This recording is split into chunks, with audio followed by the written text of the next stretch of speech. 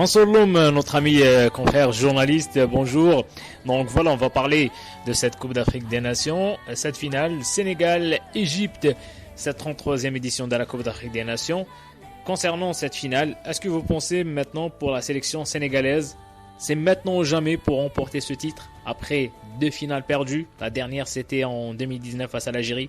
Ah, vous savez, la CAN, c'est compliqué, hein. Maintenant ou jamais, c'est difficile à dire. On se souvient de la génération de la Côte d'Ivoire, fameuse génération dorée. On se disait tous, c'est maintenant ou jamais, il faut qu'ils gagnent un titre. Et finalement, c'est quand on s'y attendait le moins qu'ils ont finalement remporté la CAN en 2015. Après, dans le cas du Sénégal, c'est un petit peu différent parce que ça va être leur deuxième finale consécutive. Déjà, ce n'est pas commun, revenir 2 fois de suite en finale.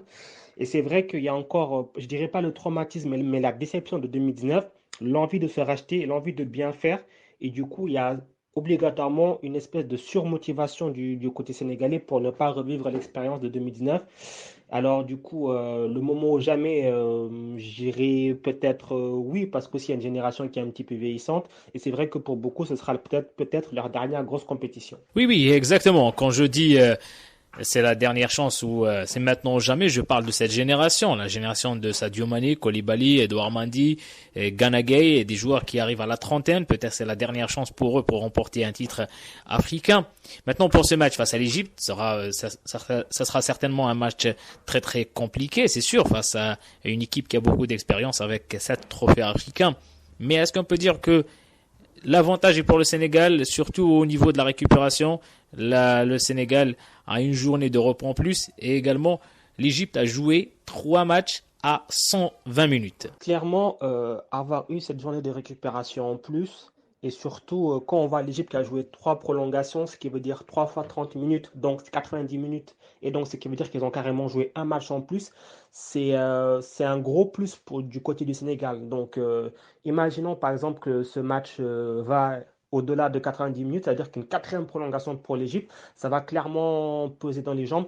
Du coup, c'est vrai que si on parle de l'aspect fraîcheur, il y a plus un avantage du côté du Sénégal par rapport à l'Égypte. Et c'est vrai que c'est quelque chose qui peut être un élément clé qui peut faire la différence dans cette finale. Ce match va opposer le Sénégal et l'Égypte. Il va opposer également 2 stars des 2 sélections. On parle de Mohamed Salah côté égyptien et Sadio Mané côté sénégalais. Est-ce qu'on peut dire que ce match également sera l'occasion et la chance pour l'un des 2 joueurs pour remporter le Ballon d'Or africain? Oui, hein, clairement, il y aura un match dans le match, non seulement pour remporter ce trophée continental qu'est la CAN, mais c'est sûr que à plus long terme, pour la fin d'année prochaine, il y aura ce duel aussi à distance pour le Ballon d'Or africain, parce que c'est clair que la CAN, là, pour le coup, elle sera vraiment prise en compte dans les choix des votants, et c'est un argument, c'est un trophée majeur qui peut faire penser la balance d'un côté ou de l'autre, et du coup, c'est vrai que comme en plus ils sont dans le même club,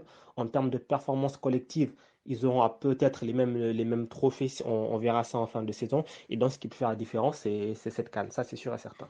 On va vivre peut-être un avant-goût du match barrage qui opposera les 2 sélections au mois de mars prochain.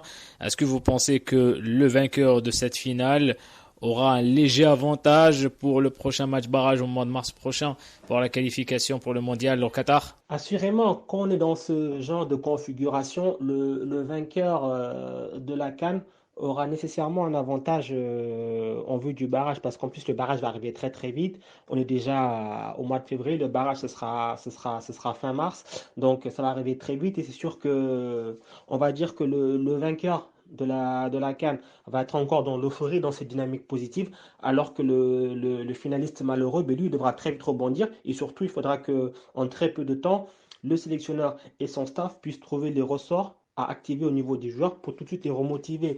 Donc, ça sera pas évident, mais c'est sûr que oui, le vainqueur aura un avantage psychologique en vue du barrage de mars. Mansour Loum, notre ami journaliste, on parle des matchs barrages.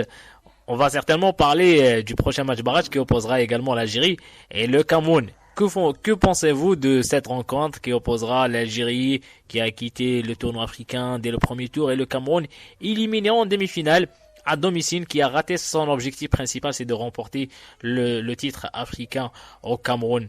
ce match sera très compliqué pour les deux équipes ou l'Algérie aura un avantage vu la situation actuelle de la sélection camerounaise? Alors, clairement, l'Algérie elle sera revancharde parce qu'elle est vraiment passée à côté de sa CAN. Le Cameroun aussi d'un côté le sera, mais peut-être un petit peu moins parce que ils sont quand même allés beaucoup plus loin dans la compétition. Et je pense que l'Algérie aussi doit se racheter auprès de son public parce qu'il y avait beaucoup d'attentes pour cette CAN et l'équipe est totalement passée à côté. Et du coup, surtout, je pense, revenir au Cameroun très vite pour permettre de, entre guillemets, vaincre les signes indiens, montrer que voilà, la CAN, c'est un excellent de parcours. On peut aussi faire des résultats contre le Cameroun au Cameroun.